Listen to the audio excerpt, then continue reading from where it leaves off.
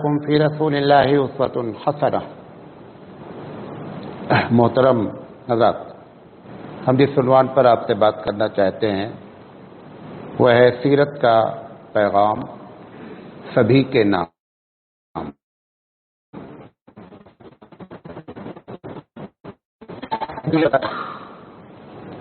کہ یہ اتنی بڑی بات اللہ تعالیٰ نے جو کہی ہے کہ لوگوں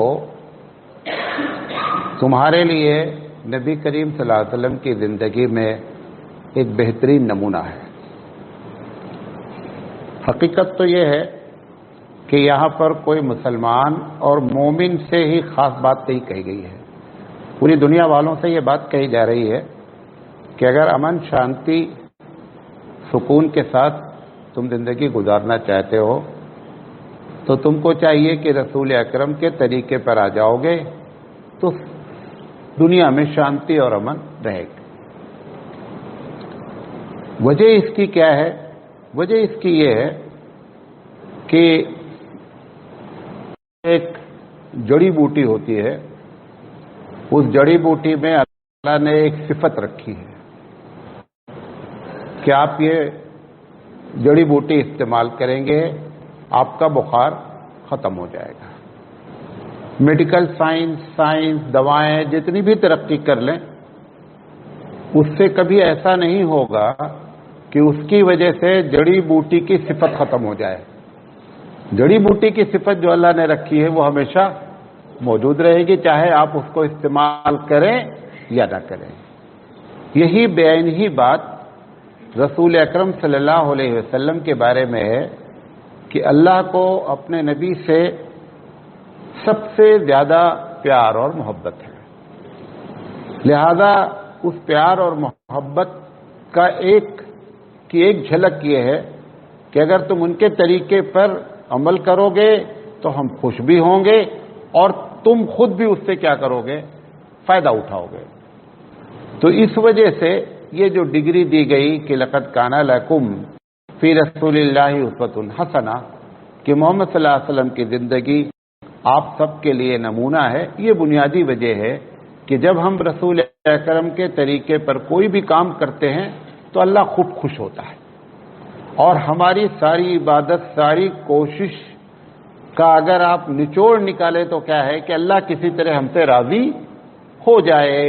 جو بھی کام آپ کر رہے ہیں نیک، سب کا مقصد ایک ہی ہے کہ اللہ کیا ہو جائے؟ ہو جائے۔ تو اللہ کی رضامندی کا ایک بڑا ذریعہ کیا ہے کہ وہ حبیب مصطفیٰ صلی اللہ علیہ وسلم کے اسوے پر، ان کے طریقے پر ہم عمل کریں۔ اس لیے یہ بات قرآن میں اللہ نے بیان فرمائی۔ ایک بات یہ بتانا چاہتا ہوں، دوسرے بہت غور سے سنیے گا، کسی بھی انسان کو پوری دنیا میں وہ چاہے بھلے ہی نبی ہی کیوں نہ ہو، اتنے مختلف قسم کے دور سے گزارنا اور مختلف شعبے، مختلف ڈپارٹمنٹ میں سب سے گزرنا، جیسے عیسیٰ علیہ السلام اللہ کے بہت پیارے نبی ہیں، لیکن عیسیٰ علیہ السلام نے کبھی جنگ کی کمانڈ نہیں سنبھالی ہے۔ اگر کوئی عیسائی یہ نمونہ حاصل کرنا چاہے کہ جنگ کیسے لڑی جاتی ہے، اس کا کیا طریقہ کار ہے، تو وہ بیچارہ بھلے اپنے آئیڈیاز لگا لے، لیکن عیسیٰ علیہ السلام کا کوئی آئیڈیا ان کے پاس موجود نہیں ہے۔ یا عیسیٰ علیہ السلام کی زندگی سے وہ یہ سبق سیکھنا چاہے کہ عیسیٰ علیہ السلام اپنی بیوی کے ساتھ کیسے رہتے تھے، تو عیسیٰ علیہ السلام کی شادی ہی نہیں ہوئی ہے، تو وہ وہاں سے نمونہ پکڑنا بھی چاہے تو نمونہ نہیں مل سکتا۔ بچوں کے ساتھ کیسا برتاؤ کیا جاتا ہے وہ اگر دیکھنا چاہیں تو وہ بھی نہیں مل سکتا۔ یہ تو ایک نبی کی بات بتا رہا ہوں، لیکن اللہ کے رسول صلی اللہ علیہ وسلم کے ساتھ اللہ تعالیٰ نے یہ بڑا فضل کیا، کیونکہ دنیا کے لیے نمونہ بننا تھا۔ تو کوئی آدمی یہ نہ کہہ سکے کہ میں رسول کے طریقے پر عمل کرنا چاہتا ہوں لیکن کوئی گائیڈ لائن نہیں ہے، کوئی پتہ نہیں چل رہا ہے کہ کیا کیا جائے، یہ کوئی بھی شخص نہیں کہہ سکتا۔ کوئی باپ ہے تو باپ کی حیثیت سے، نانا ہے تو نانا کی حیثیت سے، اس طریقے سے رسول اکرم کو کوئی یتیم ہے کسی کا بچہ مر گیا ہے، کسی کی بیوی مر گئی ہے، کسی کی ماں مر گئی ہے، کسی کا باپ مر گیا ہے، سب کے لیے کیا ہے کہ آپ دیکھ لیں کہ کسی کا باپ مر گیا تو اللہ کے رسول صلی اللہ علیہ وسلم نے کیسے زندگی گزاری. تو یہ اللہ تعالیٰ کا بڑا فضل اور احسان ہے، اور یہ بڑی لاجیکل بات ہے، بڑی منطقی اور ترک والی بات ہے کہ جس کی زندگی کو دنیا بھر کے لیے نمونہ بنایا جا رہا ہے اس کو اس تمام چیزوں سے گزارنا ہی پڑے گا. بات نہیں سمجھ رہے ہیں؟ تیسری چیز آپ کو اس کے پہلے بھی غالباً یہ بات بتائی ہے کہ ایک بہت بڑا انگریز رائٹر ہے، اس کا نام ہے مائیکل ہارٹ. اس نے ایک ارادہ کیا کہ آدم سے لے کر کے اس کی زندگی تک، یعنی 1975 میں اس نے کتاب لکھی ہے کہ اس نے بڑی کوشش کی کہ ہم دنیا کے 100 بڑے آدمی کے بارے میں لکھنا چاہتے ہیں کہ 100 بڑے آدمی کون ہیں. تو اس نے پہلے اکٹھا کیا نام. جب نام اکٹھا کر چکا تو اس کے سامنے یہ ہوا کہ بھئی نمبر 1 پہ کس کو رکھا جائے. تو جب وہ بڑی تحقیق کیا تو اس نے یہ اعلان کر دیا کہ صاحب نمبر 1 پر میں محمد صلی اللہ علیہ وسلم کو رکھنے جا رہا ہوں.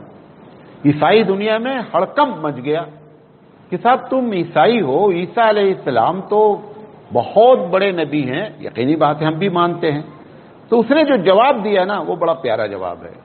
اس نے کہا دیکھیے کہ محمد صلی اللہ علیہ وسلم کے علاوہ کوئی بھی شخصیت ایسی نہیں ہے اس دنیا میں کہ ہر فیلڈ میں کیا بنے، وہ نمونہ بنے. تو اس نے کہا کہ عیسیٰ علیہ السلام سے اگر ہم جنگ کا طریقہ سیکھنا چاہیں تو نہیں مل سکتا ہے. عیسیٰ علیہ السلام اپنی بیوی کے ساتھ کیسے رہتے تو انہوں نے شادی ہی نہیں کی ہے. تو اس لیے جو ہے میں مجبور ہوں اور انصاف کا تقاضا ہے کہ میں نبی کریم صلی اللہ علیہ وسلم کو نمبر 1 پہ رکھوں. بہت دنیا نے مخالفت کی لیکن اس نے کہا کہ نہیں، یہ وہ ذات گرامی ہے کہ جس کی زندگی ہر فیلڈ میں کیا ہے، نمونہ ہے. لہذا نمبر 1 پہ ان 100 لوگوں میں جن کو رکھنا چاہتا ہوں وہ حبیب مصطفیٰ صلی اللہ علیہ وسلم ہے. پہلے اس نے انگریزی میں کتاب لکھی، پھر بعد میں اس کا اردو بھی ترجمہ ہوا دنیا کے 100 بڑے آدمی کے نام پر. تو یہ اس نے بھی یہی وجہ بتائی کہ اصل وجہ ہماری یہ ہے کہ جو ہم نبی کے صلی اللہ علیہ وسلم کو نمبر 1 پہ رکھنا چاہتے ہیں. یہ تقریر کا ایک حصہ تھا. اب سب کے لیے نمونہ میں کچھ ایک مثال دوں گا کیونکہ یقینی بات ہے کہ 30 منٹ میں ہم ساری باتیں نہیں کر سکتے ہیں، لیکن ہم کوشش کریں گے کہ جتنے لوگ یہاں بیٹھے ہیں سب لوگوں کو ہم نے شامل کرنے کی کوشش کی ہے کہ وہ اپنی زندگی میں نبی کریم صلی اللہ علیہ وسلم سے نمونہ کیسے پکڑیں. ایک بات یہ یاد رکھیں کہ ایک چیز ایسی ہے کہ جیسے فرائض ہیں مثال کے طور پر، یا یہ کہ حرام ہے، ہر آدمی کو فرض تو ادا کرنا ہی کرنا ہے اور ہر آدمی کو حرام سے بچنا ہے. اس کے علاوہ نبی کریم صلی اللہ علیہ وسلم، یہ تو سب کے لیے کامن ہے، کسان ہو، جاب والا ہو، طالب علم ہو، کیا کہتے ہیں عالم ہو، حافظ ہو، جو بھی ہو، ان سب کو یہ 2 کام تو کرنا ہی کرنا ہے. اس کے علاوہ نبی کریم صلی اللہ علیہ وسلم کی جو گائیڈ لائن ہے وہ قابل رشک ہے، اور وہ ہم حقیقت میں یہی اس کا ٹاپک ہے کہ سیرت کا پیغام سبھی کے نام. تو سب سے پہلے میں عالم کو لیتا ہوں، حافظ کو بھی لے گا، سب کو ایک چھوٹی چھوٹی بات بتاتا ہوں. نبی کریم صلی اللہ علیہ وسلم نے عالم کے بارے میں فرمایا کہ عالم جو ہے نا وہ انبیاء کا وارث ہے. انبیاء کا وارث ہے مطلب کیا ہے؟ انبیاء کا جو مین کام ہے اگر وہ عالم نہیں کر رہا ہے تو بنیادی طور پر وہ عالم ہے لیکن وارث انبیاء میں داخل نہیں ہے. اب جو وارث ہے نبی کریم صلی اللہ علیہ وسلم کا جو مین کام ہے وہ کیا ہے؟ دعوت ہے، تبلیغ دین ہے. اگر ہماری ذات سے تبلیغ نہیں ہو رہی ہے، ہم عالم تو ہو سکتے ہیں لیکن حقیقت میں وارثین انبیاء کی لسٹ میں ہمارا شمار نہیں ہو سکتا ہے کیونکہ وہ نبی کا مین کام ہے. لہذا اس کو اس بات کو سب سے پہلے کہ ہم کو کچھ بھی کام کریں، ہم تجارت کریں، یہ کریں وہ کریں، لیکن دعوت کا پہلو ہمارے اوپر کیا ہونا چاہیے؟ تبلیغ کا پہلو کیا ہونا چاہیے؟ غالب ہونا چاہیے. ایک بات. دوسری بات، اللہ کے رسول صلی اللہ علیہ وسلم کے بارے میں قاری طیب علیہ رحمہ فرماتے ہیں کہ نبی جو آئے ہیں خاص کر ہمارے نبی کریم صلی اللہ علیہ وسلم، انہوں نے جوڑ کا کام کیا ہے، توڑ کا نہیں کیا ہے۔ جیسے نکاح ہے، نکاح جوڑتا ہے، طلاق کیا کرتا ہے؟ توڑتا ہے۔ طلاق کے بارے میں حضور نے کبھی نہیں کہا کہ طلاق میرا طریقہ ہے، حالانکہ طلاق دینے کا طریقہ بھی کس نے سکھلایا ہے؟ رسول اکرم نے۔ لیکن اس کو کبھی بھی آپ نے اپنی طرف جوڑا نہیں کہ طلاق میرا طریقہ ہے۔ نکاح کے بارے میں یہ کہا کہ نکاح میرا طریقہ ہے۔ لہذا عالم کی دوسری ذمہ داری، یہ بڑی ذمہ داری ہے کہ اپنی ذات سے جوڑ کا زیادہ سے زیادہ جوڑ کی کوشش کرتا رہے۔ اختلاف جہاں تک بات ہے، تیسری بات بتا رہا ہوں، مثلا ایک آدمی رفع الیدین کرتا ہے، رفع الیدین جانتے ہیں؟ نماز میں ہاتھ اٹھاتا ہے، اور اس کو یہ بات معلوم ہو گئی عالم کو کہ صاحب یہ جو کام کر رہا ہے اس پر حدیث موجود ہے، تو عالم کی شان یہ ہونی چاہیے کہ رسول اکرم کی تمہارا عمل جس حدیث پر ہے وہ ایک الگ مسئلہ ہے، لیکن وہ بندہ جو عمل کر رہا ہے اس پر بھی کیا موجود ہے؟ حدیث موجود ہے۔ لہذا یہ عالم کی شان ہونی چاہیے کہ وہ نہ تو اس کو برا جانے، نہ کبھی اس کی انسلٹ کرے۔ کیونکہ حدیث ہے۔ اگر ہم، کیونکہ نبی کریم صلی اللہ علیہ وسلم سے جب منسوب ہو گئی تو ہم کو احتراماً جو ہے کیا ہے؟ سرنڈر ہو جانا چاہیے۔ اسی طریقے سے حافظ ہے، اب ایک تو بہت لمبی بات ہو جائے گی۔ حافظ ہے، کوئی بھی حافظ قرآن ہونے کے بعد اگر اس نے قرآن کو محفوظ نہیں رکھا تو اس کا مطلب کیا ہوا؟ کہ آپ نے صرف ایک تفریحی کام کیا ہے، حافظ نہیں بنے ہیں۔ حافظ کے بارے میں اللہ کے رسول نے کیا فرمایا؟ بخاری کی روایت ہے، مسلم کی روایت ہے کہ لوگوں، حافظ قرآن، صاحب القرآن کہا گیا ہے، کہ صاحب القرآن کی حیثیت ایسے ہے جیسے کہ اونٹ کی۔ آپ نے فرمایا اونٹ، اور اونٹ کے بارے میں فرمایا کہ اگر اونٹ باندھو گے تب تو تمہارے کھوٹے پہ رکا رہے گا، اور اگر تم نے اونٹ کو چھوڑ دیا تو یہ امید نہ لگائے رکھنا کہ تم اونٹ کو کھلاتے ہو پلاتے ہو، تمہارے کھوٹے پر رکا رہے گا۔ آپ نے فرمایا نہیں رکے گا۔ لہذا حافظ اگر ہے اور وہ قرآن کریم سے اپنے آپ کو جوڑے نہیں رہ گیا اور قرآن کریم یاد نہیں کرتا اور پڑھتا نہیں ہے، تو آپ صلی اللہ علیہ وسلم نے اس کے بارے میں فرمایا کہ یہ اونٹ کی طرح نکلتا ہے، اور ایک دم تجربہ 100% ہے۔ جو لوگ قرآن کریم حفظ کرنے کے بعد، چاہے لڑکی ہوں چاہے لڑکے ہوں، اگر انہوں نے اس سے اپنے آپ کو جوڑا نہیں تو کوئی حافظ برقرار نہیں رہتا، ختم ہو جاتا ہے۔ تو حرام حلال فرائض کے بعد ان کی سب سے بڑی ذمہ داری، وہ آ کر مسجد میں جھاڑو دیں، سمجھیں بڑا تیر مار رہے ہیں، نہیں، تمہارا یہ کام میں نہیں ہے۔ تمہارا کام ہے تمہارے ڈپارٹمنٹ میں کیا کرو کہ آپ اللہ کے رسول صلی اللہ علیہ وسلم کی زندگی سے نمونہ پکڑو۔ اس کے بعد طالب علم ہے، اسٹوڈنٹ جسے کہتے ہیں، طالب علم کے لیے اللہ کے رسول صلی اللہ علیہ وسلم کی مختلف قسم کی جو ہے وہ گائیڈ لائن ہے۔ اس میں کہ ایک علم جو سیکھ رہے ہو، قرآن حدیث سیکھ رہے ہو، بایو سیکھ رہے ہو، کیمسٹری میتھ جو بھی سیکھ رہے ہو، آپ نے فرمایا اس کا ٹارگٹ ہونا چاہیے کہ ہم اللہ تک پہنچے۔ راس العلم معرفت اللہ، کہ علم کی جو اصل ہے وہ کیا ہے؟ وہ اللہ کی پہچان ہے۔ اگر ہم علم حاصل کر کے اللہ تک نہیں پہنچے تو آپ نے معلومات تو حاصل کر لی ہے لیکن علم حاصل نہیں کیا ہے۔ علم تو وہی ہوتا ہے جو پروردگار عالم تک ہم کو کیا کرے؟ پہنچا دے۔ علم تو وہ ہوتا ہے جس کے پڑھنے کے بعد آدمی کے اندر ادب آوے، چھوٹے کے ساتھ شفقت سے پیش آوے، بڑوں کا جو ہے وہ اپنے بڑے سے عمر والوں کا احترام کرے، بات جب کرے تو گالی گلوچ سے نہ کرے۔ اگر یہ چیزیں نہیں ہیں تو تمہارے لیے نمونہ طالب علم کے لیے کیا ہے؟ کہ اللہ کے ساتھ کا احترام کرے، علم حاصل کرنے کا صحیح نیت کرے، یہ اس کے لیے ہے۔ ہوتا کیا ہے کہ ہم اپنے اصل ڈپارٹمنٹ میں بھول کر کے، مطلب میں ایک ٹیچر ہوں، پرنسپل مجھ سے جب بھی بات کرے سلیبس ختم کتنا پڑھائی، وہ بولے کہ سر وہ تو نہیں ہو پا، طریقہ سکھا رہا ہوں۔ ہوائی جہاز اڑانے کا طریقہ بھی بہت اچھی چیز ہے، یہ کام نہیں ہے۔ تمہارا تو کام یہ تھا کہ تم ان کو جو نصاب دیا گیا تھا وہ پڑھا لے جاتے. والد کی رضا میں رب کی رضا ہے، یعنی والد اگر راضی ہے تو رب بھی کیا ہے؟ راضی ہے. والد کی ناراضگی میں رب کی ناراضگی ہے.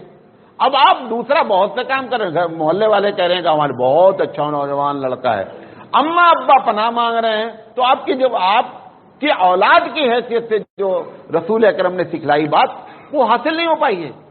سیرت جو پڑھائی جا رہی ہے، سیرت کا ربیع الاول کا مہینہ آتا ہے، جو بتانی چاہیے باتیں وہ یہ باتیں ہیں کہ آپ کا یہ اصل کام ہے. اسی طریقے سے شوہر ہے، شوہر کی حیثیت سے مین کام کیا ہے؟ شوہر کی حیثیت سے میں بیوی کو خوش رکھے، بیوی کو خوش رکھے. بہت اچھا ہے، اماں ابا کے ساتھ بہت اچھا ہے، اور بیوی کو ستا کے مار رہا ہے، تو آپ یہاں پہ فیل ہو گئے. سیرت رسول اکرم صلی اللہ علیہ وسلم، آپ کو معلوم ہے کہ اللہ کے رسول کی شان کیا ہے.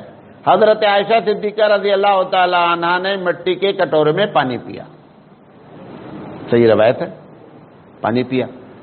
ان کو خوش کرنے کے لیے حضور صلی اللہ علیہ وسلم اپنی بیوی کو پوچھتے ہیں، حضرت عائشہ صدیقہ رضی اللہ کہ پانی آپ نے کہاں سے پیا اس کٹورے میں؟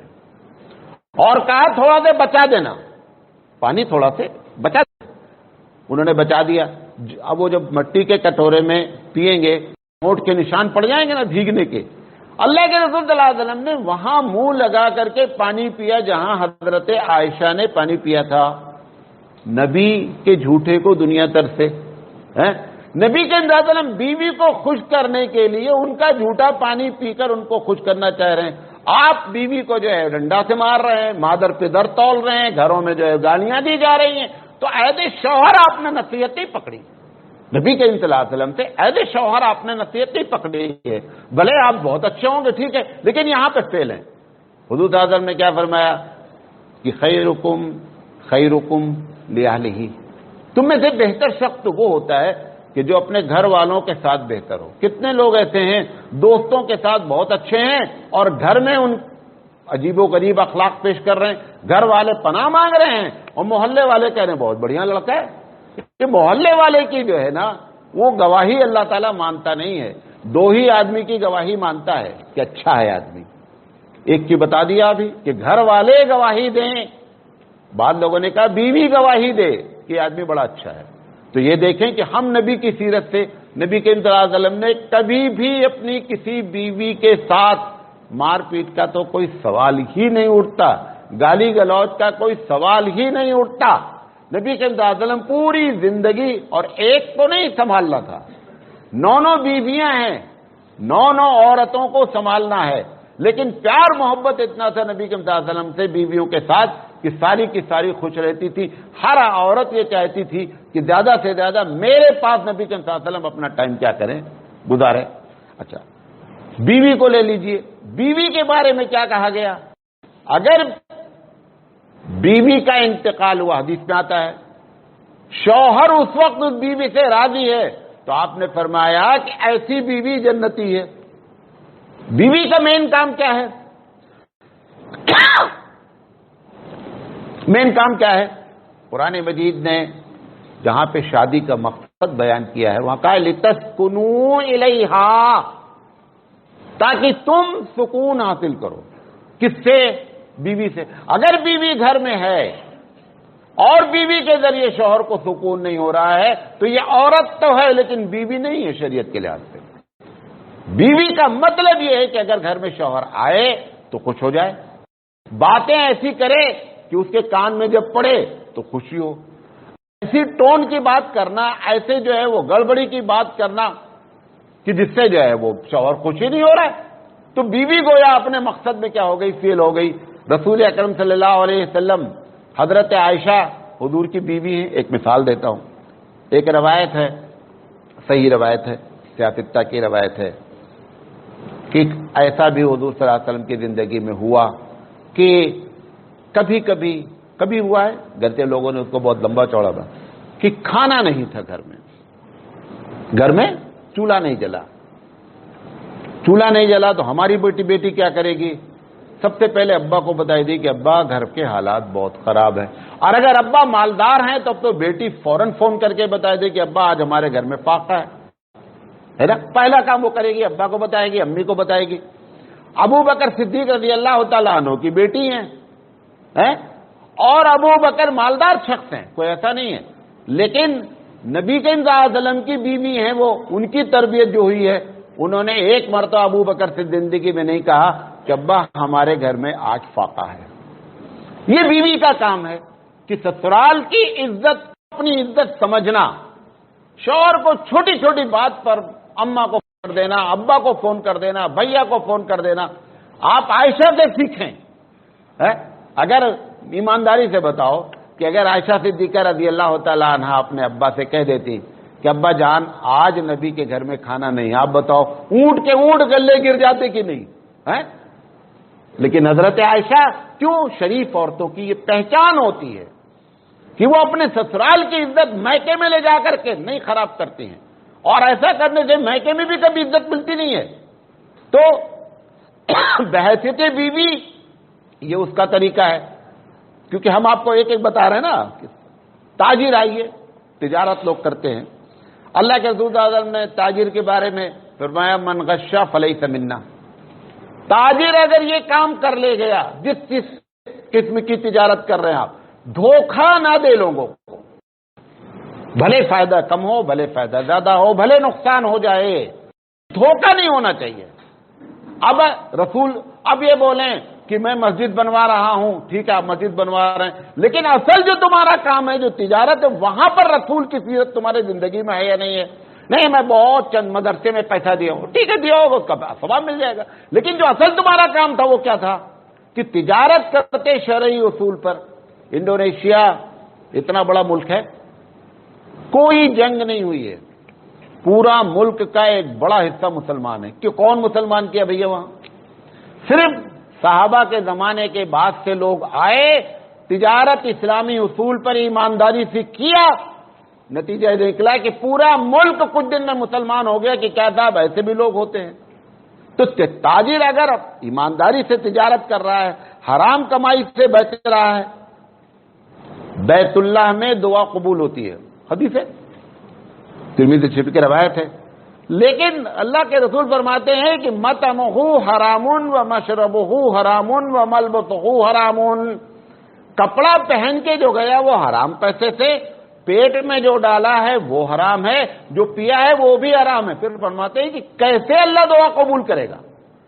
ہے بڑا تاجر، وہی بھائی زیادہ پیسے والے ہی تو جاتے ہیں وہاں، لیکن اب اس بات کو بھول گیا، وہ سمجھ رہا ہے میں حج کر رہا ہوں، عمرہ کر رہا ہوں، بڑا تیر مار رہا ہوں۔ تمہارا اصل جو کام تھا وہ کیا تھا؟ آپ عمرہ نہ کرتے، حج فرض تھا کر لیتے، فرض کے بارے میں پہلے بتا دیا، لیکن جو اصل تمہارا کام تھا وہ تم نے چھوڑ کر کے، ٹیچر نے جو ہے وہ کتاب پڑھانے کے بجائے ہوائی جہاز اڑانے کا طریقہ بتا کر کے مطمئن ہے کہ میں بہت بڑا تیر مار رہا ہوں۔ آپ تیر نہیں مار رہے ہیں۔ اسی طریقے سے جاب والے لوگ ہیں جو جاب کرتے ہیں، سرکاری جاب خاص کر، ان کے لیے کیا رہنمائی ہے؟ اللہ کے رسول صلی اللہ علیہ وسلم فرمایا، کیونکہ سرکاری جاب والے ہی کو کیا ملتی ہے؟ رشوت ملتی ہے۔ معاہدہ ہوتا ہے کہ میں 10 بجے آؤں گا اور 4 بجے جاؤں گا، اگر 10 بجے نہیں آتا ہے اور 4 سے پہلے چلا جاتا ہے تو جتنا گھنٹے ڈنڈی مارتا ہے اتنی تنخواہ جو لیتا ہے یہ حرام ہے۔ ویسے لیکن جو اصل ان کا کام ہے وہاں پر کیا ہے؟ وہ فیل ہے۔ وہاں پر سیرت رسول کیا تھی؟ آپ نے فرمایا راشی والمرتشی فی النار، رشوت لینے والا رشوت دینے والا دونوں جہنمی ہیں۔ میں ایسے ہزاروں لوگوں کو جانتا ہوں رشوت لیتے ہیں، نماز پڑھ رہے ہیں۔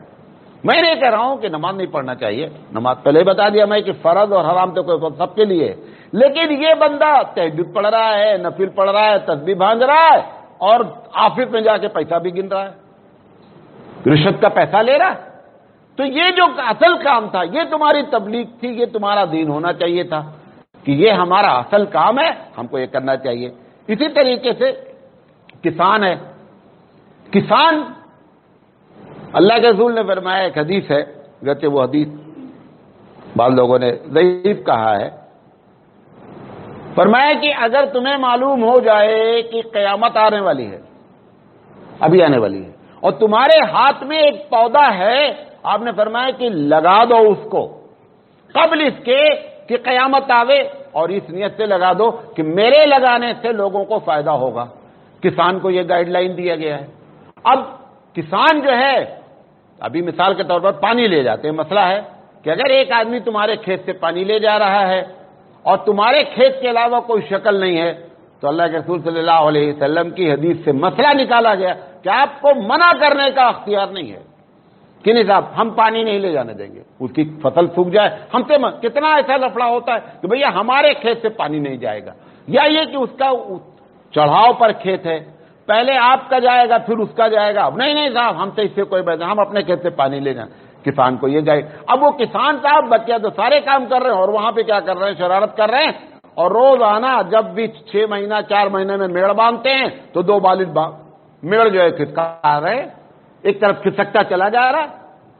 لہذا یہ جو کسان کا کام ہے، باغ لگانے کی فضیلت پر اللہ کے رسول نے فرمایا، اس نے پوچھا جب باغ لگا رہے تھے ایک صحابی، تو انہوں نے کہا یہ پھل تو اتنے دن میں آتا ہے کہ آپ کی تو عمر، انہوں نے کہا یہ ہم نہیں، ہم لگائیں گے دوسرے سے فائدہ اٹھائیں گے نا، اس نیت سے کھیتی کریں۔ ایک حدیث میں یہ بھی ہے کہ اگر کسان نے کھیتی کی اور کرنے کے بعد، یعنی فضیلت اتنی ہے، اچانک پوری کھیتی برباد ہو گئی، ہو جاتا ہے کبھی، اب جیسے دھان ہے، اب مثال کے طور پر پانی اگر بھرا رہا تو دھان کیسے کٹے گا، بنا بنایا دھان کیا ہو جائے گا، برباد جائے گا۔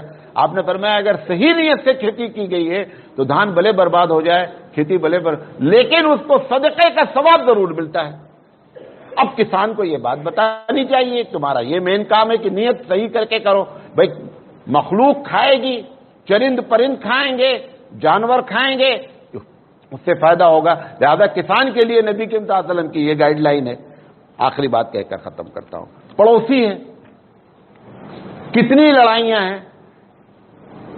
ایک بڑیری ہوتی، بڑیری جس پہ چھت رکھی جاتی ہے، ہماری دیوار بنی ہوئی ہے، بازو والا بیچارہ ہماری دیوار پہ بڑیری رکھنا چاہ رہا ہے، آپ کہہ رہے ہیں آپ اپنی دیوار الگ بنائیے اور بڑیری رکھیے، حالانکہ یہ پڑوسی کا حق ہے کہ اگر آپ کی دیوار پہ ٹیکہ دے رہا ہے تو آپ کو ٹیکہ دینا چاہیے، آپ اس کو ٹیکہ دیں کہ وہ اپنی چھت کیا کر لے، ڈھال لے۔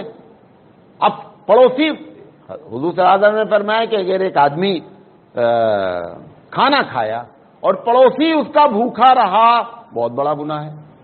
ایک صاحب نے پوچھا، اللہ کے رسول صلی اللہ علیہ وسلم نے تقریر کی کہ نیک رہنا چاہیے، تو انہوں نے ایک سوال کر لیا، وہ دوسری بات بتایا تھا نا کہ کون نیک کی گواہی دے گا، تو اللہ کے رسول صلی اللہ علیہ وسلم نے جب ان سے کہا کہ نیک بنو، تو انہوں نے کہا رسول معلوم کیسے ہو کہ میں نیک ہوں؟